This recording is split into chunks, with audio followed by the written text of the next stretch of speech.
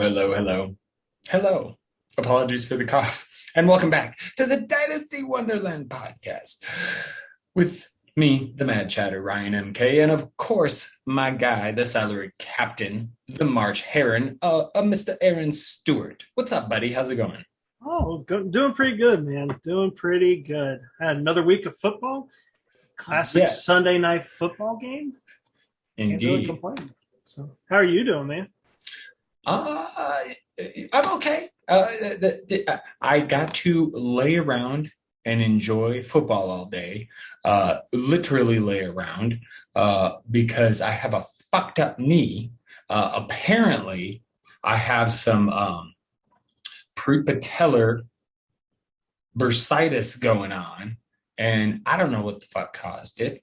And apparently, I had some at home, some come to the home doctor come and visit me, and yeah, bursitis. And it came out of nowhere this morning. I was taking some shit down to my car to take to our garage, and then all of a sudden my my left knee starts feeling gradually more sore. Have my wife take a look. Hey, this one looks more swollen, or this one looks bigger than the other. Looks swollen. Okay. Huh. And then I just see it getting bigger, and I start feeling it. And I'm like, oh, it feels like there's a sack of fluid under there. And my mind starts going, and I'm like, because at one point in time, I was going to be a nurse. So I have a little bit of that kind of schooling under my belt. So my brain starts going, and my mom's a nurse. So I call her, and I'm like, I just can't think what it bursitis. And of course, she was kind of freaked out because if there's any sort of infection in there, that can lead to sepsis, which is, a no bueno, good sir. And so get the on call, come visit you at your house, doc. Shows up and checks it out and got me some steroids and some antibiotics and hopefully just try and stay off of it, and I should be good in the next few days. But just to be safe, Aaron, here's where it gets crazy. They wanted me to take an x-ray, right? Okay, no problem. Where do I got to go? I can't go anywhere till Tuesday. Oh, well, we can have someone come take an x-ray of your knee here at your house. I'm sorry, what? Yeah. Like, I knew they started doing all of this, that, with the coming to visit. My wife has done this a couple of times before, but this I had never heard of. And it's true. This dude shows up, fancy little like Forerunner type thing. The back opens up, this little machine lowers down, and he just fucking wheels it over, and it's got like a metal frame, and then in the middle is like a little box that's the x-ray, and then it has a little arm attached to it, and he just had me stand there, and he took x-rays of my shit, and it was crazy. And he couldn't bring the machine upstairs, so I had to go downstairs. So we're in the parking lot of my apartment complex. Neighbors got to be looking out the window like, what the fuck is going on here? These dudes are playing with robots. Are these guys in battle bots? What's going on here? Because that's what it looked like. But anyway, so very interesting day and evening for me. Hopefully I'm on the mend. But not a lot of walking around, which is hard for me, Aaron. I tend to pace a lot. So having to, stay off my feet is difficult. Not something I'm personally used to. But that's how my day's gone. And hey, it's all right. Again, like I said, got to lay around, watch football, pretty much watch the red zone all day. So it really enjoyed the day. And let's go ahead and just chat for a few minutes about the Sunday night game, because it's the big night, or the big game of the week. And those fucking Patriots almost pulled it off. And I was kind of rooting for them, even though I had picked the Bucks. And really all I'm going to say about this game, well, a couple of things. One, holy shit, Jacoby Myers. Two, I'm worried about Damian Harris. Really worried about it. And I was hearing on one of my NFL podcasts that there's some shit coming out about he's struggling in pass protection. That shit's never good for a running back. So Ask Tyson Williams. yeah, exactly. We talked about that a couple of weeks ago too. And so yeah, it's kind of like those two things, and then hey, Mac Jones ain't bad, man. Mac Jones ain't bad. Hey, if you got him as the fifth quarterback in a rookie draft in like a super flex league this year, you are stoked than a motherfucker. Because I mean, you got to think. I mean, yeah, the dude's been on some big stages, but holy shit, this is Sunday Night Football at Gillette Stadium, the return of fucking Tom Brady. And dude held his own for the most part, man. So I was very impressed with him. And so you got to be happy if you got him in some super flex leagues. But other than that, those are my three kind of takeaways from the Sunday night game. The Bucs obviously a little slowed down. Bill had a good game plan going against them. So nothing to say about them. We know what to pretty much expect from them on a weekly basis. Although Fournette was running angry, but looked good. yeah. But yeah, I'll toss it over to you. Those are kind of my takeaways from the game.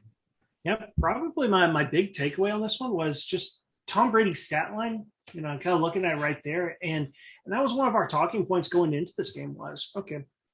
Tom Brady, Bill Belichick, the two guys have worked together for 2 decades. It's Tom Brady knows everything Bill Belichick's going to do. Bill Belichick knows everything Tom Brady's going to do. Right. How is it going to work? And honestly, in terms of that particular matchup, I think you got to give the victory to Bill Belichick on this one. Tom Brady, 43 pass attempts and completed roughly half of them. I think it was 22, no touchdowns, just nothing.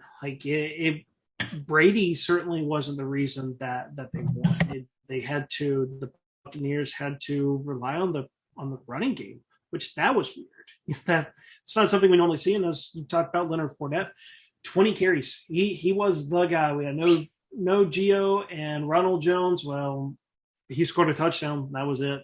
And Fournette touched the ball 23 total times. And how many yards did he get? He got 138 yards from scrimmage. Wow. Yeah. It was a hell of a game for Fournette. I know I got him on the bench in some league. I know I do because I saw him earlier today when I was setting my lineups. So I know there's one league where I'm going to be like, fuck, son of a bitch.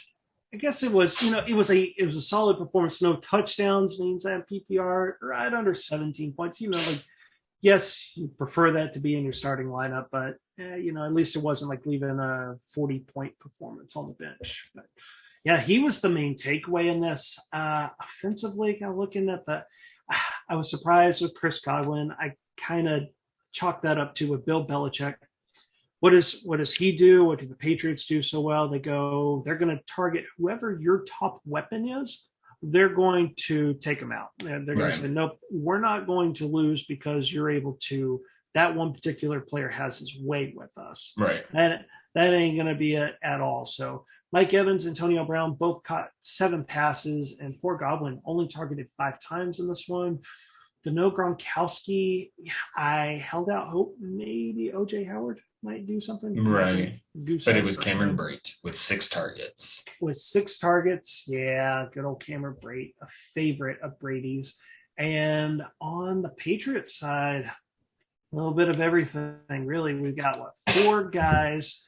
4 guys had between 50 and 70 receiving yards. A couple of guys had 30 receiving yards. The 2 tight ends, they both scored touchdowns. Unfortunately, I did see that. Yep. Yeah, 7 catches though for 46 yards. Nothing. Still kind of figuring it out. And you talked about Jacoby Myers. It is the Jacoby Myers show. We're just living in it. He had twice as many targets. Yep, twice as many as the next highest guys. So he is the clear wide receiver 1 there. He has value, but man, he is still without a career receiving touchdown. It's this crazy stat. It's coming. Although keep playing him in daily.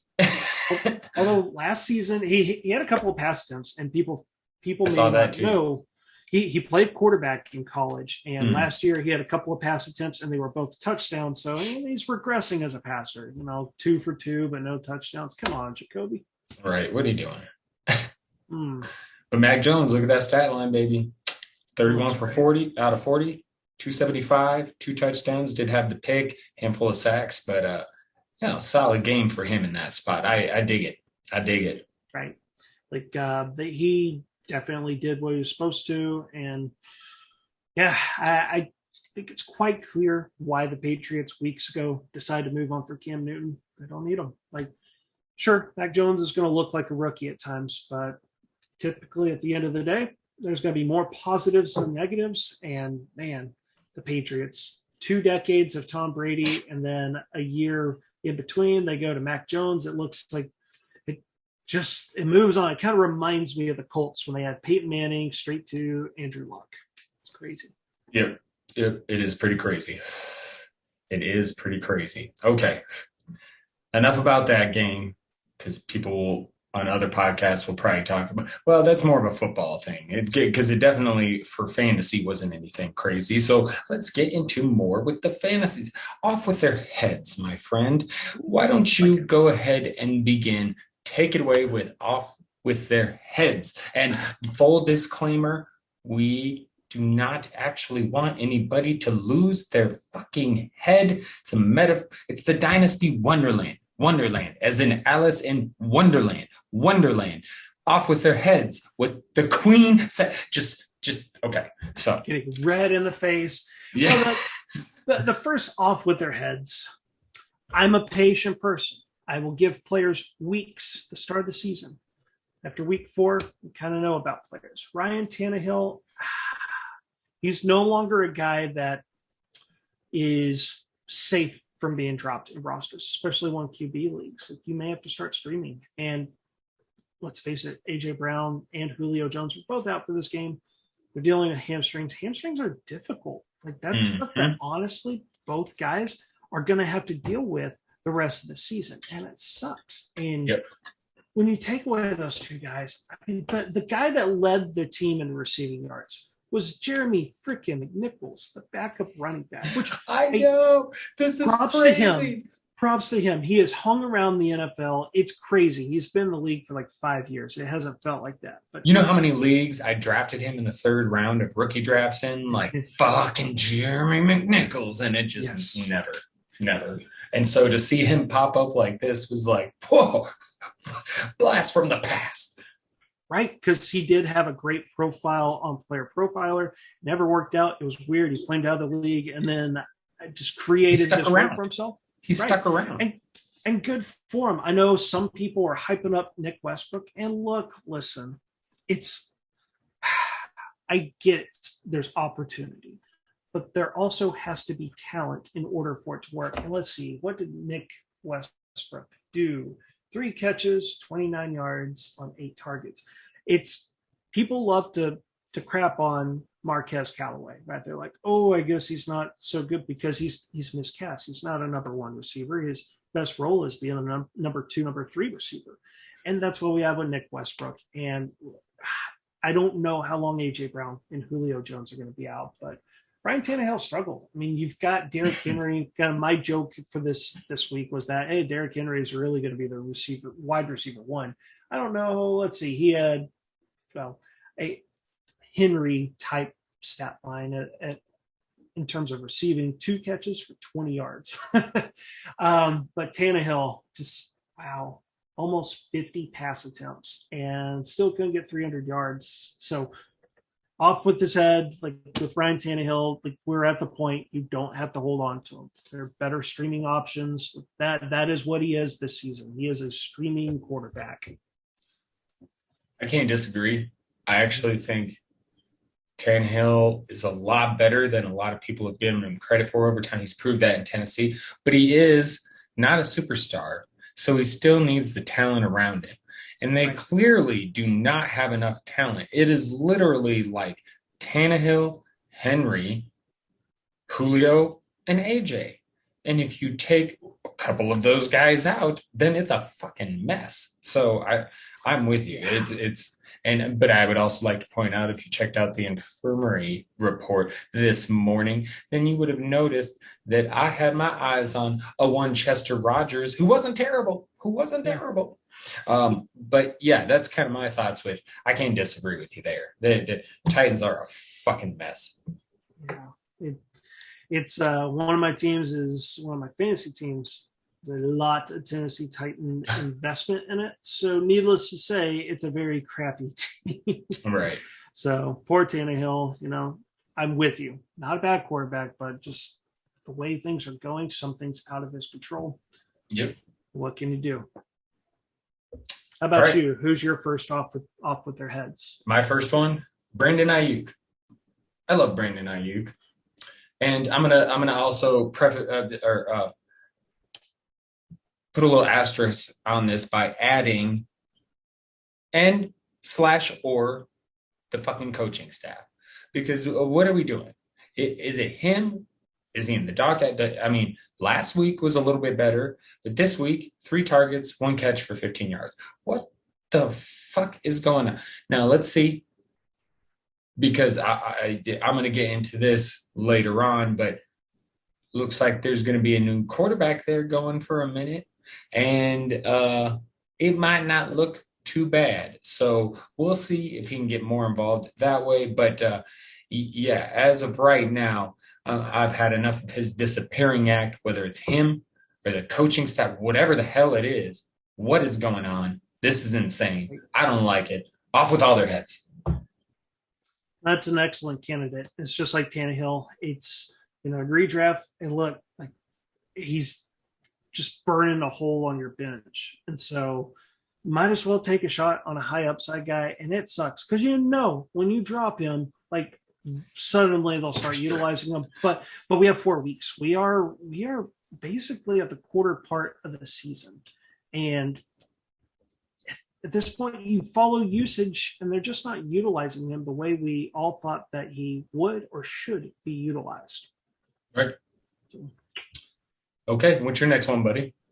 Next one I got is a guy that's had opportunity, plenty of opportunity, and has done nothing. That's Sami Watkins. Kind of gave me some false hope in week 1 because he had, I want to say, 96 yards against the Raiders. And I kept going, okay, cool. Like the Ravens made an effort to add weapons for Lamar Jackson.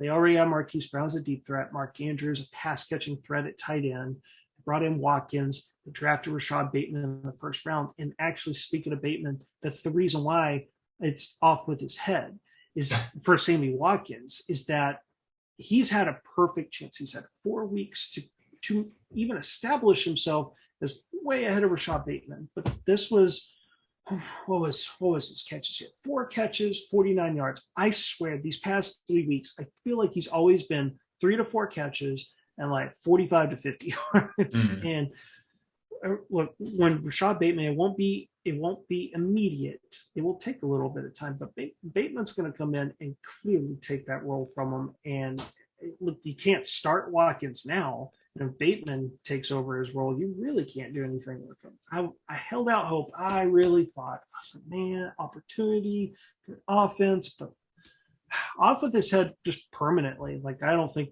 he'll ever be fantasy relevant again. Poor guy.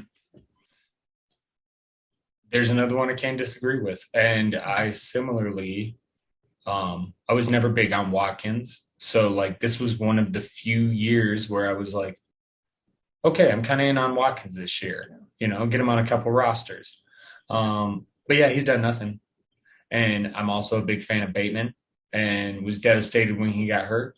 But now it's time to start getting excited about his return. And because he's past the mark, so he can return. Seems like he's just not quite ready yet. So we're going to get him back soon, and that's going to be exciting. So indeed. All right. I'm going to go with the Dolphins. All of them. Not real Dolphins. It reminds me. I don't know if you're a South Park fan. Yeah. Okay. Oh, yeah. I don't know if you remember a certain episode where there was this whole thing about the Japanese killing whales and dolphins, and I think it was called Whale Whores was the name of the episode. And they're like, "Fuck you, dolphin! Fuck you!" It was so hilarious. I probably it's probably didn't age well. I probably shouldn't do that at all. But good old South Park,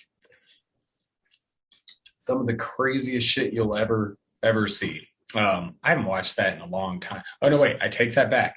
I watched the pandemic episode or the pandemic special, and yeah, there's some other good ones where okay, I'm not going to get into. Oh, anyway, the Dolphins, I'm off with all their heads. Fuck you, Dolphins. Just as they said in that South Park episode. Fuck you, Dolphins.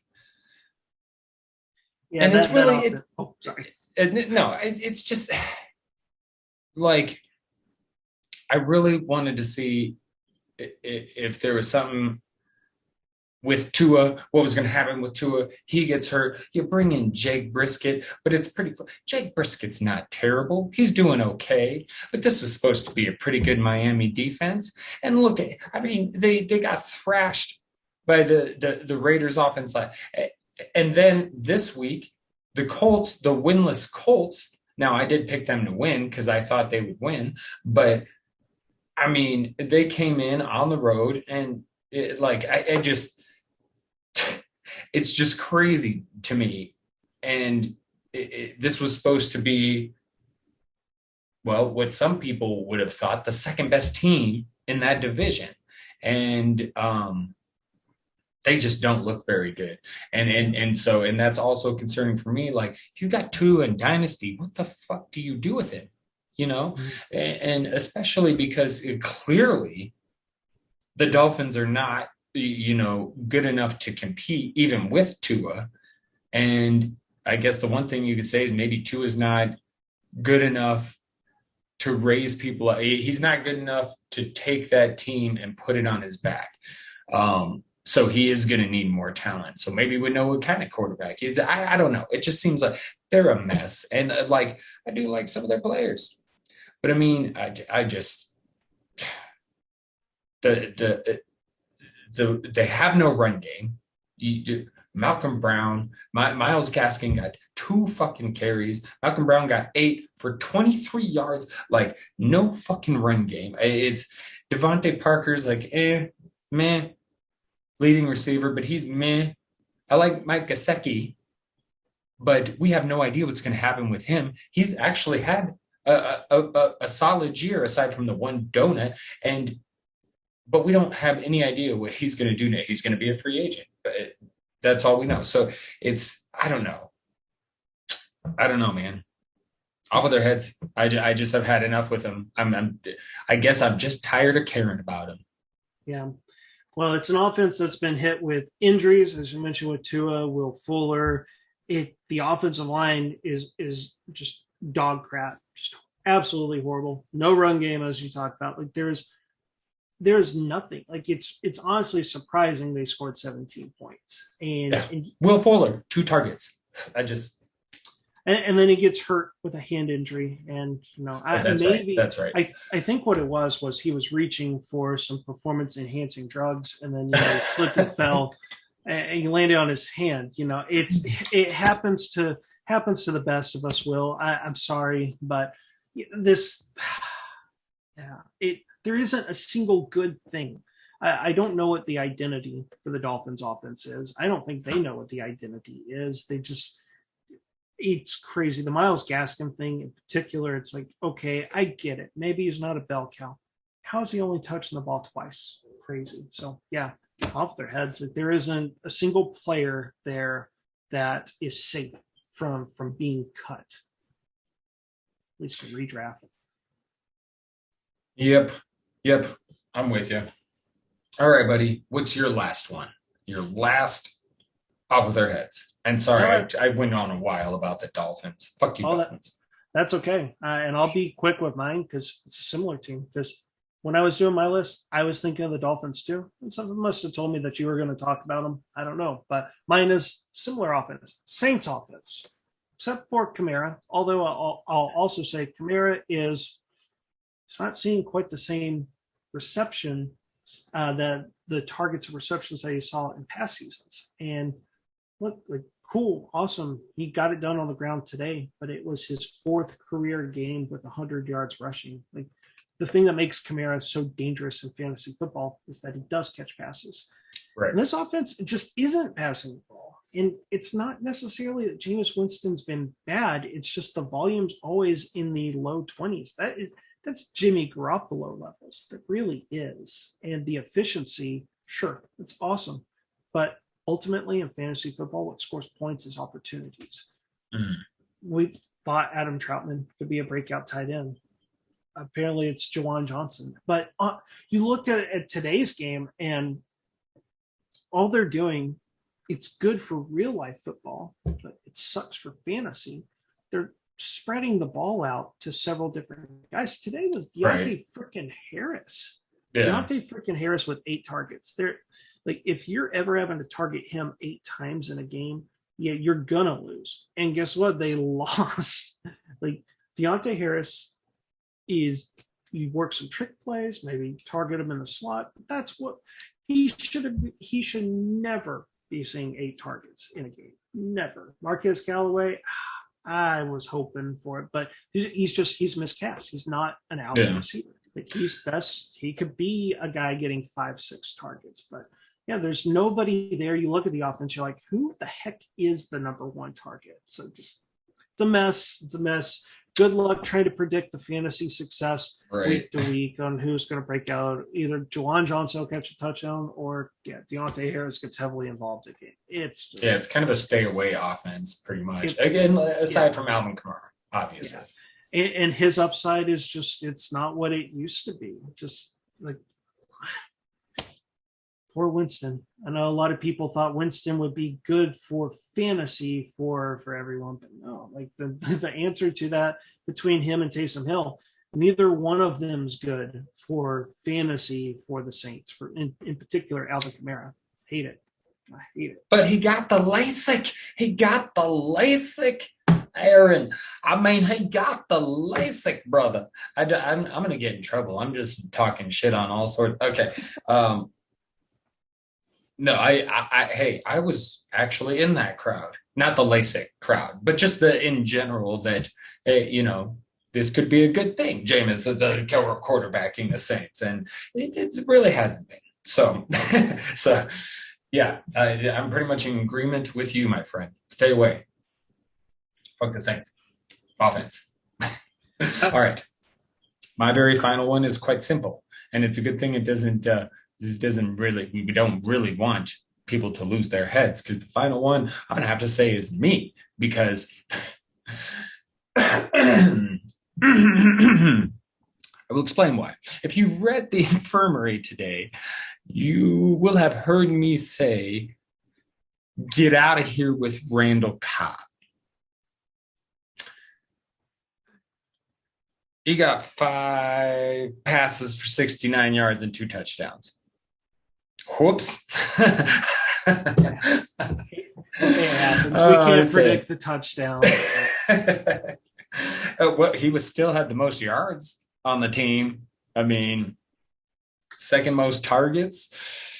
So it like I said, get out of here, Randall. It is funny. It's just a random little thing, but it is like, I specifically called out Randall Cobb in the infirmary. Whoopsies. Whoops. And I do actually still have him rostered in one league, and he's on my bench. Oh, that's unfortunate. The one game I would ever get productivity, probably. See, I probably shouldn't say that, because now he's just going to go on to, okay, I'm done. All right. Off with their heads. Good stuff, Aaron. Let's move on to our Mad 5. And this today, I just a very simple way. I got the wheel. There's 4 A's and 4 R's. We're going to spin the wheel to see who goes first. Mr. Aaron, go ahead and take it away, my friend. Let's get it going. My first take, so I just got to say, it's a Dallas Cowboys fan. They're legit. They are legit this year. And they're fun. They should be fun, not just for Cowboys fans, but for fantasy football fans. that run game, I was surprised. I didn't think they were going to lean on the run as much as they did this game and have the success that they did, because Carolina's been pretty stout going into this game. Carolina was the best running defense, fewest rushing yards, lowest yards per attempt, and Zeke and Tony Pollard combined, what was it, 130 yards and a touchdown on the ground, and doing it efficiently. Holy moly! Like, just good luck to the NFL, and also just the utilization is that Zeke is still productive. He scored a touchdown, and Pollard, no usage in the passing game this week. That is a little concerning, but maybe that's just because Cowboys didn't pass much, but efficient, 10 carries, 67 yards. But I love it. Cowboys are legit, but maybe the mind-blowing thing is their offensive play calling is better, but this isn't the Cowboys we had from last year that were extremely pass happy in that small sample size before Dak got hurt. And that also means that CeeDee Lamb disappoints. Amari Cooper had already been dealing, he was hobbled with an injury and he was questionable to play already. But yeah, so it's bad news for those guys. It's good news for, I think, the two Cowboys running backs. I think going forward, you can flex Tony Pollard because he's going to have enough involvement, and Zeke is going to be involved. Even in the pass game, he's going to see some targets too. So comfortably still start Zeke. A lot of people like to say that he's washed. He's not. And Pollard, you flex him. And receivers, I'm monitoring. This was not good for them. But for real life, for Cowboys fandom, I was excited. 3-1. We've got some good wins there. Yes. Top undefeated team. That's right. I really don't have much to say because I agree. I kind of felt from week one when they went toe-to-toe with the Bucs, I kind of felt like, oh, the Cowboys are going to be good this year. And then just seeing, because they didn't have much of the running game that particular night, but to see it come alive the past few weeks, yeah, that's been an even more positive say. So the defense has been playing better. You know, they're still not like what you'd think of as a top unit, but they've been playing solid. So, I mean, if you got this high-powered offense and your defense is at least respectable, hey, that's usually enough, man. So I think you guys are in a good spot for sure. You guys. I think the Cowboys, the team that you root for, is in a good spot. Okay. So, yeah. So, for my first of the Mad Five, and I'm doing titled ones again this week. Love it. This one, you just spoke on the team that's really, leading the pack in the NFC least, as they say, as the kids say, the NFC least. So my first Mad Five is called Kings of the North, ? Because I wonder, who in the AFC North are the true kings? Clearly, it's not looking like Pittsburgh. They're looking like lasties, if you know what I mean. And we had Cincy winning on Thursday, but both Cleveland and Baltimore won. Cleveland, a very unimpressive offensively game, but they won. But it did not look good. Now, who the hell did they play? Why am I getting it? I almost said Denver. But not quite. Minnesota Vikings. That's right. Baltimore played Denver. Okay.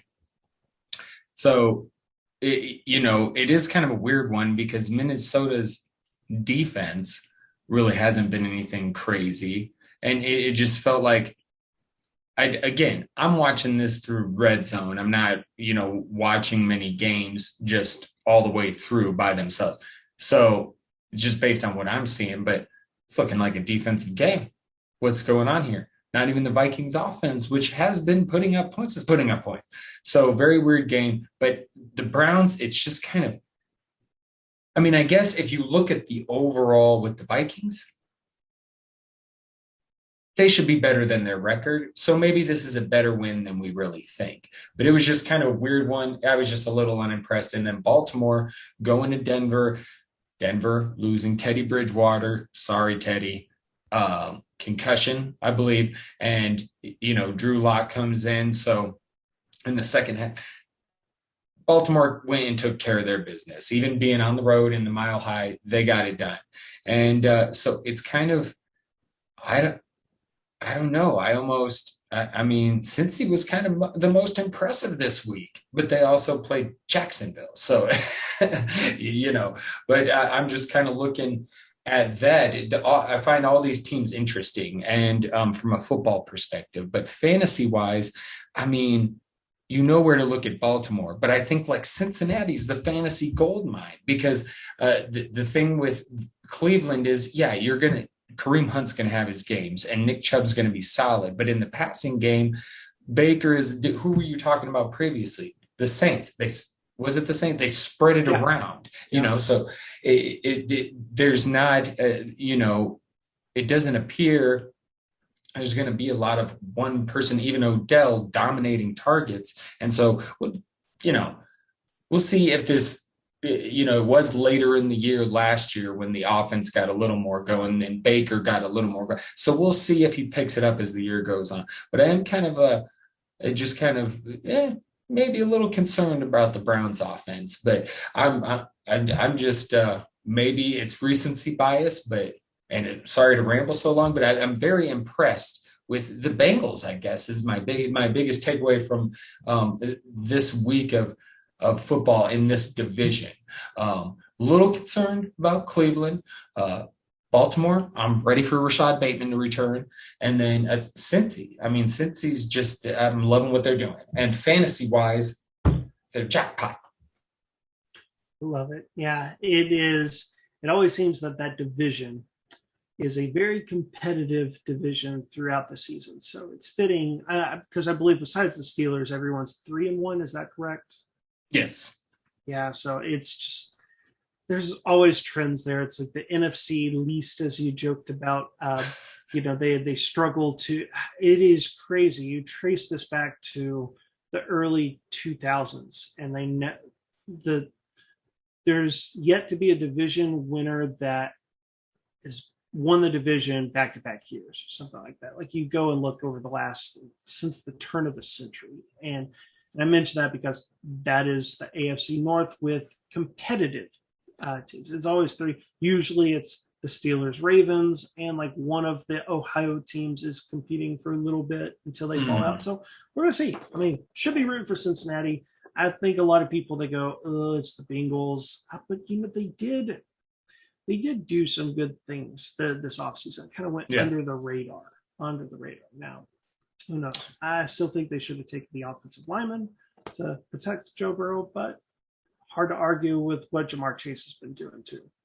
Well, yeah, I'm in the same boat as you, man. Get the offensive lineman. But, I mean, Joe's proven himself to be pretty fucking stellar. And if he continues this ascension, it might have been the right move because you get him a playmaker he's familiar with, and then you could just to continue because he is like they were calling him on my one slippery Joe. I mean, he's done a decent job of that. So, he could be one of those types that's not letting him get. And I know he got hurt last year, but another year in the league, a little more experience. He could be one of those that is pretty good at evading and keeping himself from getting hurt, especially since he's been hurt already. So we'll see what happens. But I'm really big fan of them. But I'll shut up. That was too long of one. I apologize. So I'll throw it back to you for your second one. I'll be quick. I promise. My second one, this one pains me. This has been my favorite fantasy player to watch past half decade, and that's DeAndre Hopkins. I love Jonnu Smith. Before Jonnu, it was DeAndre Hopkins. Hopkins in week 2, the first quarter, he had 4 catches for 54 yards and a touchdown. Since that first quarter, so the past 11 quarters, including this game, he has had 7 catches, and if I could do math on air, that is 7 catches for 88 yards. over the past 11 quarters, 7 catches for 88 yards. Let that sink in. I mention that because it's a big part of that is he suffered bruised ribs in week 2. After that, like some point in the first quarter, after that, the touchdown, he had suffered the rib injury. It's definitely got to be playing a part in his injury. He was actually my bonus sit this week, which I target players that are starting in 50% of leagues or more. I said, look, I don't like it. It's maybe the injury, but the usage is not what it used to be. He used to be a 140 plus target guy. They're spreading the ball out more. Yep. I mention that because Hopkins, at least for this season, the rest of the season, he's no longer a guy that you can assume, oh yeah, he's going to give me a top 12 performance. He can't. That hasn't been what he's been this year. Going into the week, he was wide receiver 24 in fantasy points per game. And a 4 catch for 67 yards and no touchdown, that's under 11 fantasy points. It's only going to go down. Maybe it will get better. But the things we've seen with this offense is they're not afraid to throw to Christian Kirk, have him targeted 5-6 times. Or there's a Rondale Moore, 4 or 5 targets to him. AJ Green, the corpse of AJ Green, that's getting 6 or 7 targets. It is so weird. It was so weird seeing him on Red Zone. And I'm just like, it's not that I forgot he went there, but it's just so weird. It is. Because he's been in the Bengals jersey for so long. And then here's one, Max freaking Williams, Max with 2 X's. In year 7, seems to be having his tight end breakout season. This is crazy. That's so weird too. I don't get it, but he got featured in this game, 6 targets for him. And Hopkins, and he did in year 1 with the Cardinals. He was still the guy, but Christian Kirk looks so much better. And Rondale Moore is explosive. We've got all these guys, and now Kyler Murray, who, little side note, is on pace for 51 touchdowns, 51 total touchdowns this year. 4-0 Cardinals team, 51 touchdown pace.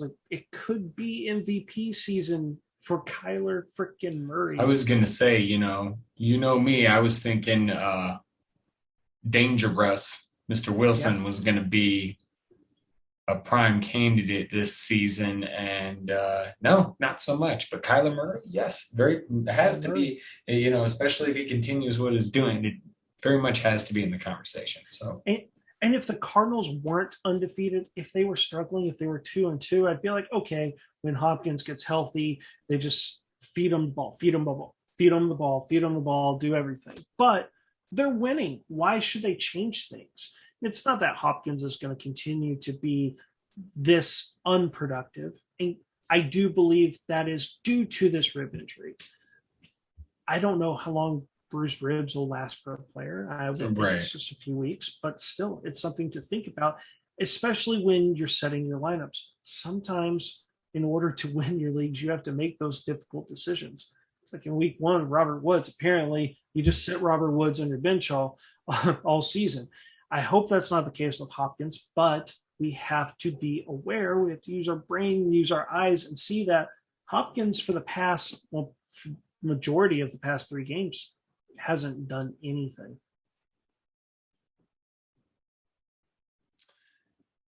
Okay. Sorry, I was looking up some I was paying attention. And I don't have anything else to add. So if you are good, I'm going to move on to my second one. And that's the Wild Wild West. And that is the NFC West. And I bring it up because you're speaking the Cardinals, talking about Kyler Murray, potentially on an MVP trail. Despite, Mr. Hopkins and his descent. And, even though the Rams, not the greatest game, they really it seemed like they got punched in the mouth and the Cards just got up and they just couldn't keep up. And I would not say I'm worried about them. I think they'll be fine, but this shit's going to happen. This is going to be a tough ass division. And the good news is that I think there's fantasy goodness involved in all these teams. I'm a little concerned with Seattle's offense because they win, and it feels like they win big because of the score, but they really don't, because Russell Wilson, 149 yards, 2 touchdowns, and also what is with Alex Collins? Like, I'm no big Chris Carson fan, but how is Alex Collins? What the hell? I mean, admittedly, he was better, but it's just so weird. So Seattle's offense, it's just weird to me. I've said weird a bunch of times this episode. I apologize, but there's a lot of weird shit going on in football, if you ask me. So, but yes, still love them. And then the 49ers, of course. Jimmy Garoppolo gets hurt. It sounds like he's going to be away for a little bit of time, which is, means it's Trey Lance season, right? It's time. It's time. And 9 for 18, 157 yards, 2 touchdowns. Not bad. I also said yuck. When I talked about Trey Sermon, I specifically said yuck, double yuck with a side of yuck, or something like that. And hey, I'll give him this. He averaged 4.7 yards per carry. Better than I thought he would. I'll give him that. But no catches. So he really, if you played him, he got you 8.9 points, or 9 points if they do the whole thing. Anyway, I won't ramble on about that. But I'm hoping Elijah Mitchell comes back. That's what I'm hoping through all of this, and that he can do what he did in the week he played, because I believe he can. And then maybe they'll have someone you can rely on in that running game, because as of this point, you really can't. I mean, you can rely on Sermon if you'd like, but then again, I would say yuck, double yuck with the side of yuck. So, but otherwise, I already talked about Ayuk, and I mean, Debo's the man in that offense. Debo's the man right now. We'll see what happens with, Trey Lance in full control. We'll see how this offense evolves. I'm excited to see it. So yes, I love this division. I'm going to quit rambling about it, but it's full of fantasy goodness, and it's going to be crazy because not all 4 of those teams are going to make the play. I mean, there's got to be gives somewhere. So my money would probably be on the Seahawks at this point, but I guess there's no guarantee. We'll see. And I'll jump to a different division where, excuse me, there was a team that I think everyone thought was chalk for making the playoffs, that after this performance, if you weren't concerned before, you should be. That's the AFC South with the Tennessee Titans. They just lost to the Jets, Jets. And I get it. I talked about it with Ryan Tannehill. That this offense, just injuries and everything, it's falling apart. Yeah. And this is more of a shout out to the Jets. Man, people, rightfully so, just crap on this team. Oh man, it only took 3 weeks for the Jets to immediately become the worst team in the league. Again, it seems that each year, about this time of the season, the Jets are super big underdog in all their games. And thing I had to say was, I picked the Jets to win this game. Straight up, no spread, just straight up winning this game. Quite frankly, Tennessee hasn't done anything to impress me. Just from what I've watched, what I've seen, just piss poor defense. Then you take away the passing options. I'm like, cool. I mean, Derrick Henry can eat, and he did. I mean, he did eat against the Jets, 150 rushing yards. Doesn't matter. Okay, cool. You can run.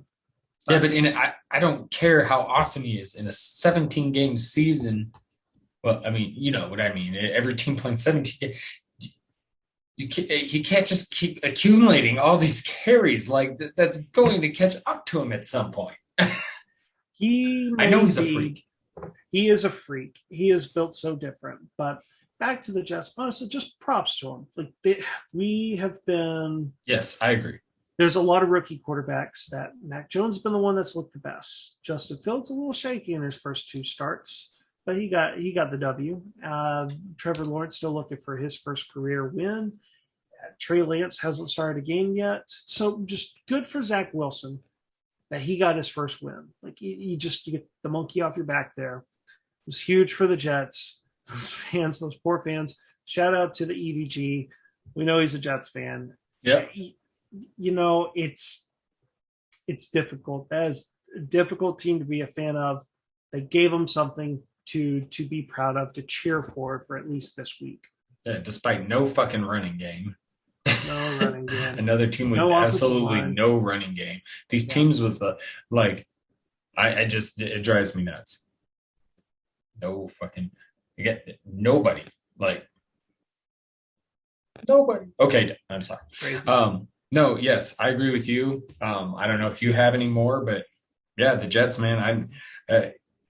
I was kind of down on Zach Wilson just because it's kind of like, man, come on, you got to show a little more than what you're showing. And I admit, I saw some shit myself today during Red Zone. I'm like, he had a couple of really nice passes because that was one of the later games going at the end of Red Zone. So, yeah, I was impressed with what they did today, but it's also Tennessee, who has no defense and clearly no offense other than Derrick Henry at the moment. So, yeah. What are you gonna do? Okay, I think it was a sign of just like, hey, look, they're a fringe play. The Titans are a fringe playoff team at best right now. There is a whole lot of holes on that team, and the Jets fans have hope, which is a wonderful thing, and also poisonous. All right, my third one.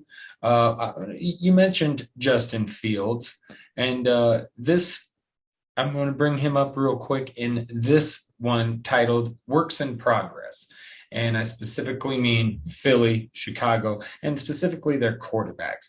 Jalen Hurts, again, good and bad. They were getting smashed by the Chiefs. So, there's a little bit of, obviously, he's stats from having to fling it to try and catch up. But I feel like if the Eagles really continue to give him the opportunity, I'd like to see what he can do by the end of the year. Because I think he can continue to develop well. Fields, I'm a little worried about. I want to hear what my podcasts say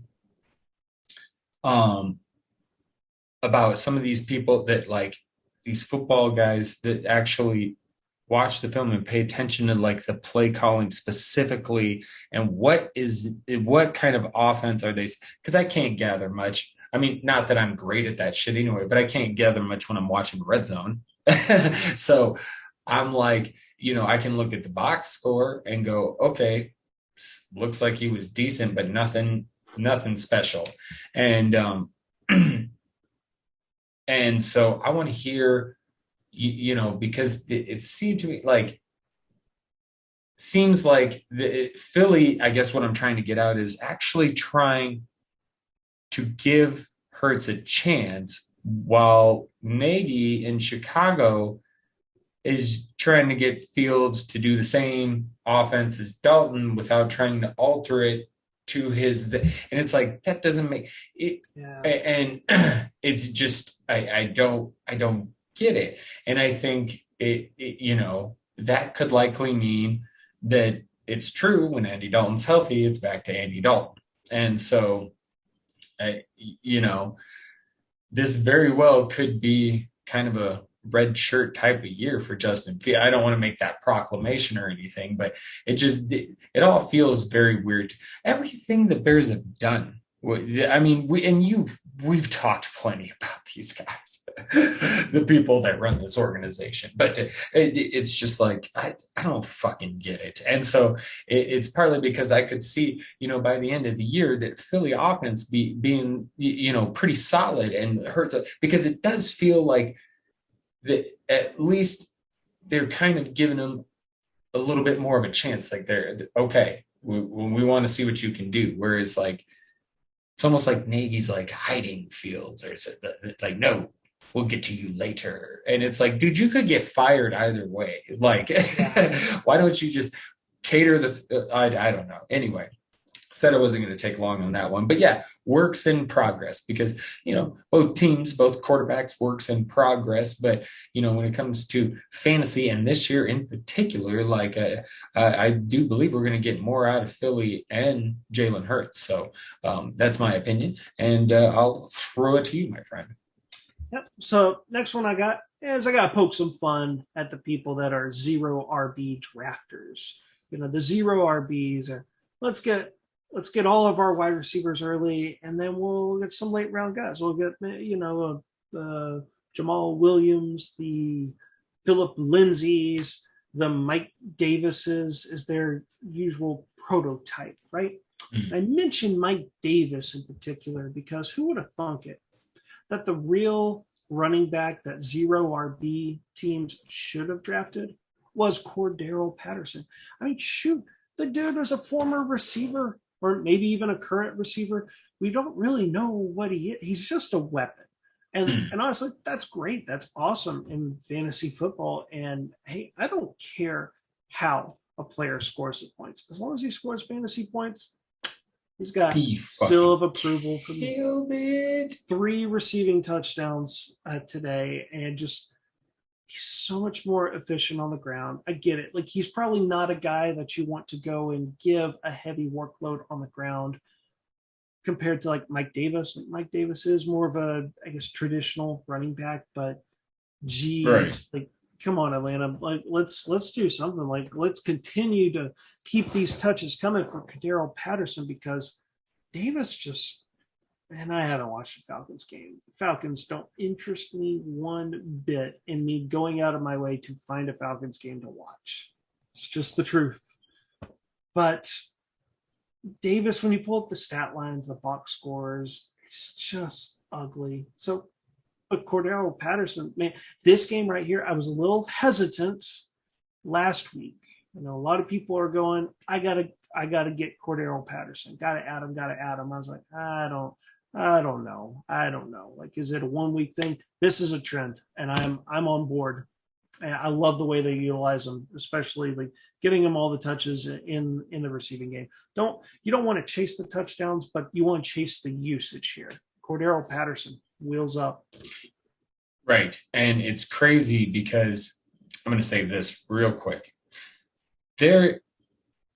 Years ago, when he played for Minnesota, there was a contingent of online Vikings fans who fully believed, because with him in Minnesota, his time, I mean, he would have flashy moments, and he did well on the kickoff returns, but otherwise, there was a contingent of fans that said he needs to be a fucking running back.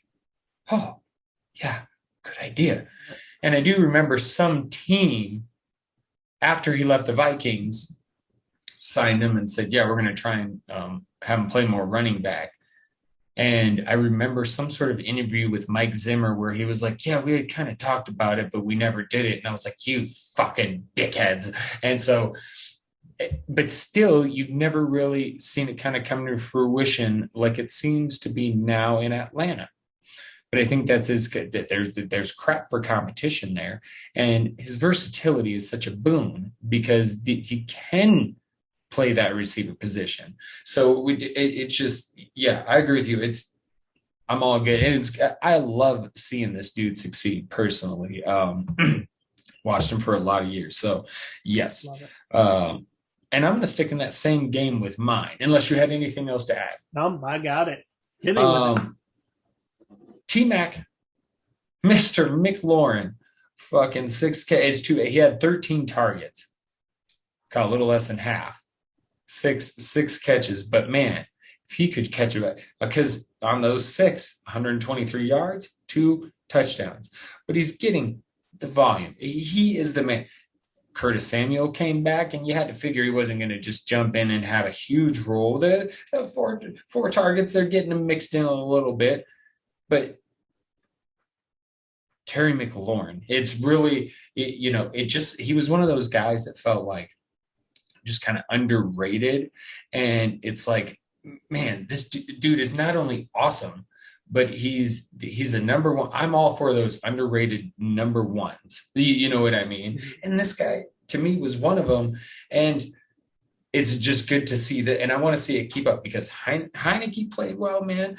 290 yards, 3 touchdowns, 23 for 33 other completions. Like, this offense is playing pretty well. Gibson had a solid game. Like, Logan Thomas got hurt, fucking bummer. But there's stuff to like with this team, and the defense isn't really what people thought it was going to be. But hey, the offense is rolling pretty well, and you're getting good football out of Heineke as well, which you got to love. So, and the Falcons let another one slip away. Oh, poor Atlanta fans. I'm sorry. I feel your pain. I really do. I really do.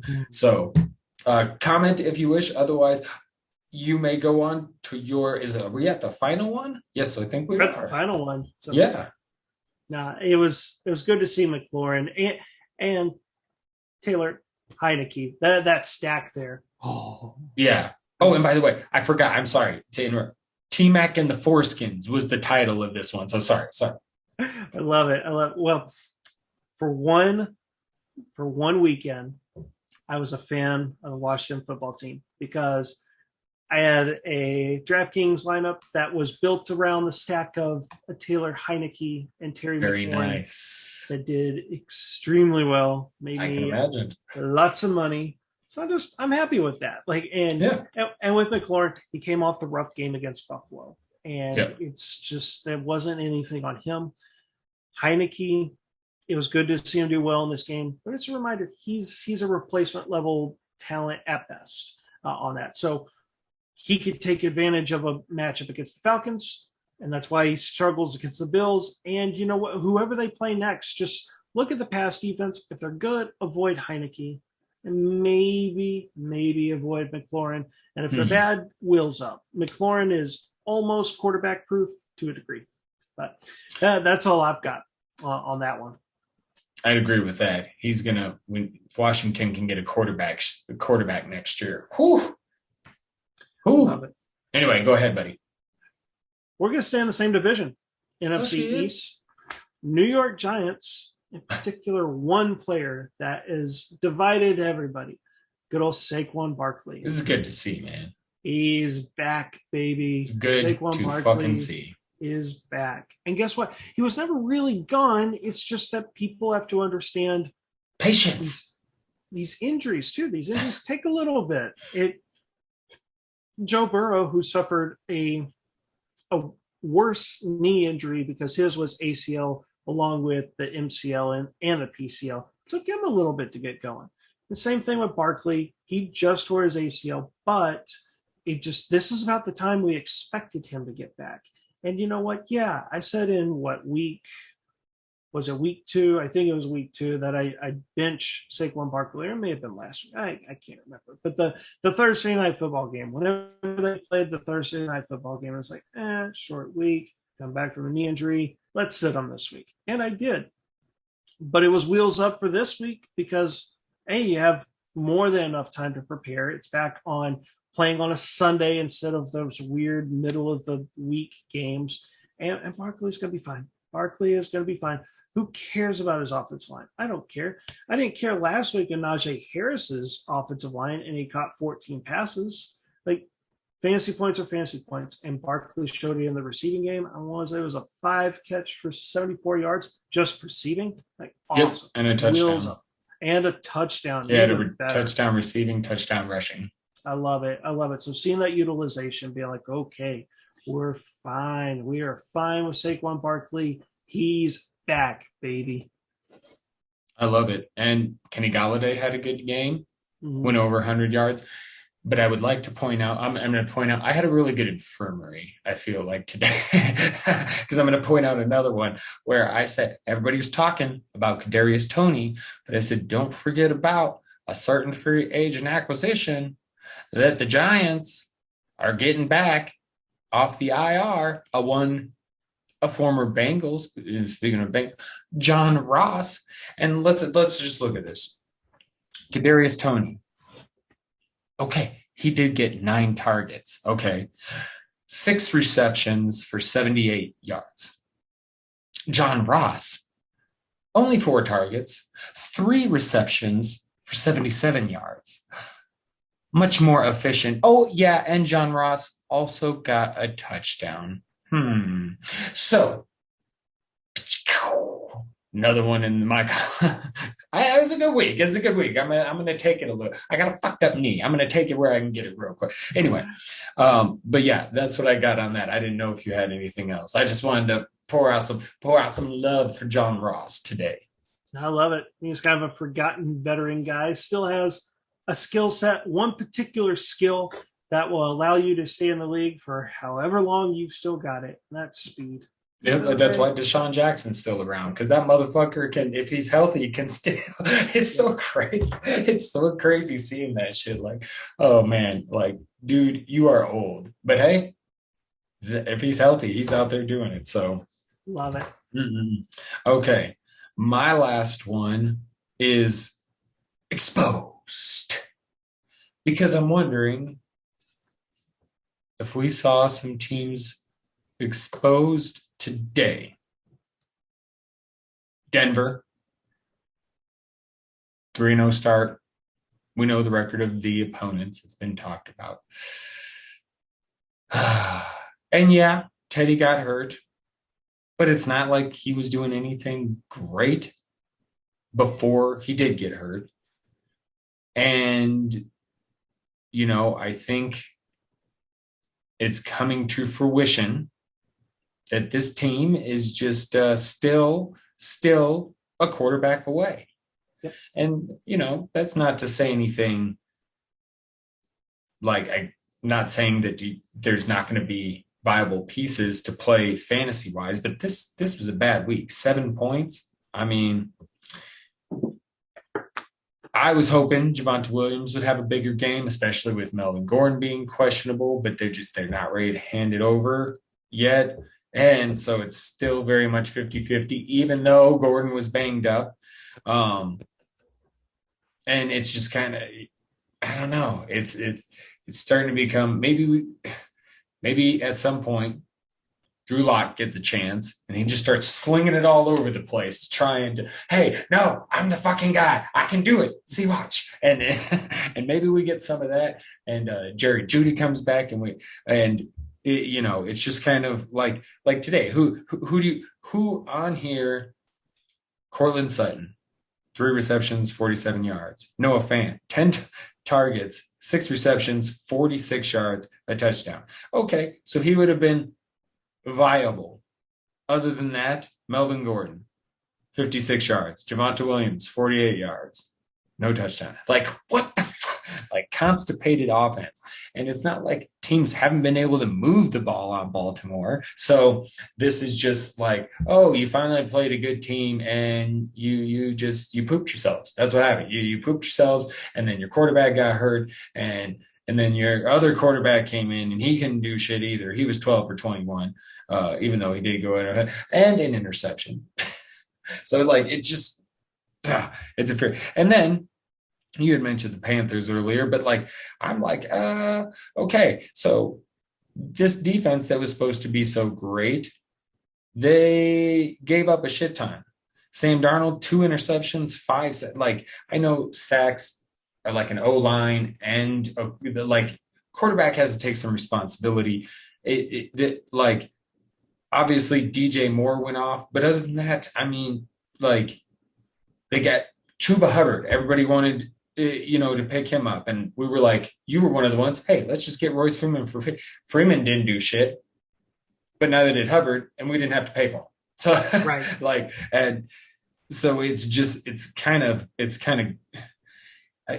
like I'm almost, because the game was closer, it's like, okay, it's just, I guess with Carolina, more like they're fraudulent based on what they've been, if that makes sense, like of the first few weeks. And it seems like they can still be okay, but you know, like, I don't know. It feels like the Sam Darnold mistakes were there. And it's not like the Cowboys, like we mentioned earlier, they're playing better, but they're still not all world beaters. So it's just, it's like, but hey, I mean, DJ Moore still got his. So you can still count on DJ Moore.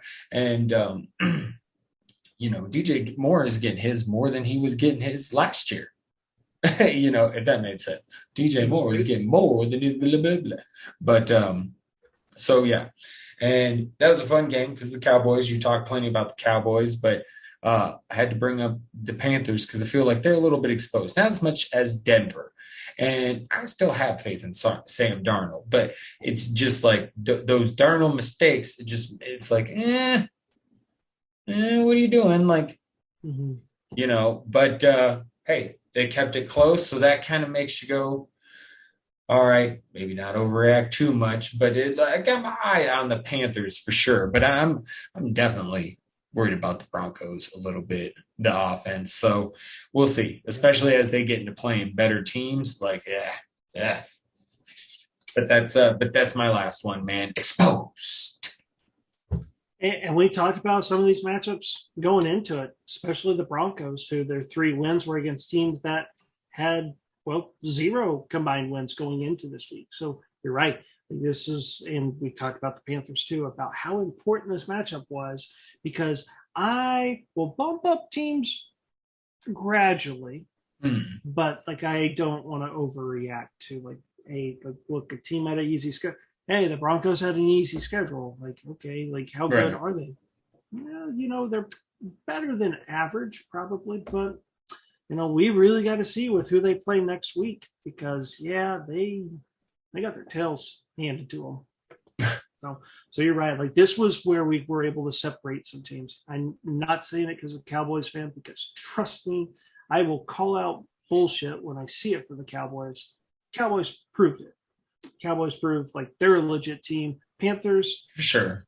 That score, the final score, is not indicative of how the game actually was. Like, there was a lot of garbage time. So that's a very efficient way of saying that. So the Panthers and Broncos in particular, they may still be fine, right? Maybe just they stumbled a little bit. They can get back on the right track, but I come away from this game going, yeah, they are what I thought they were. Like, improving, still but not there yet. Yeah. Well, we'll see. They're playoff contenders. They're not going to be championship contenders. Right. And I'm not totally down on them, but it was like they're not as good as because got to give them a little credit. First game, no CMC. CMC had to be making shit a lot easier for them. And hey, they hung in there. But like you said, final score, not really indicative of how it went down. And he had his mistakes and against an opportunistic, but not one of the most, top defense. So it's just kind of And that defense that was supposed to be really, really good. And I like the Panthers, but man, the Cowboys rolled that. But you know what? The Cowboys just might roll up everybody like that. So I don't fucking know. That offense is kind of crazy right now. So, and improving on defense too. They've got a lot of youth, and you see it. And you talked about Darnold's 2 picks. Hey, we got to shout out some defensive players from time to time. Trayvon Diggs had not one. He had both of them. I think he's got 5 on the year, I think. Yeah, he has an interception every single game, and this game he had 2. Diggs is great. If someone was to send an invitation to the Pro Bowl to another cornerback, I guarantee that Trayvon Diggs would intercept it. He would intercept that invitation, and he would go to the Pro Bowl. So let's get this guy to the Pro Bowl. It's impressive what the second year cornerback is doing. Indeed, my friend. Indeed. You got any thoughts on the Monday night game before we get out of here? We both had the Chargers. So yeah. This actually goes great with your last Mad 5 take. We're gonna see if the Raiders are fraudulent or not. The Panthers and Broncos fell. I will change my tune on the Raiders. If they pull out a victory on this one, sure, I will change my tune. I've been holding off because they got by in that last game. The skin of their teeth on this one. I think, as you mentioned, Chargers going to win this one. If the Raiders do pull off the win, I go, okay, they're 4-0. Okay, they beat the Chargers, who I think is a very good team in the AFC. So I'm excited about this one. I just want to watch a good game. Yeah, I'm excited about it too, and I 100% agree with you. This is another one because I hadn't realized it because I was kind of giving Vegas a pass because they beat Baltimore. But I think the thing to realize is Baltimore, with all the injuries and all the bullshit they had going on, like, they're probably right now not at the level that maybe some of us thought they would be. Mm-hmm. But they are vastly improved from week one. They had, they were not starting with any of their top running backs in week one. Like, they just had so much shit going on.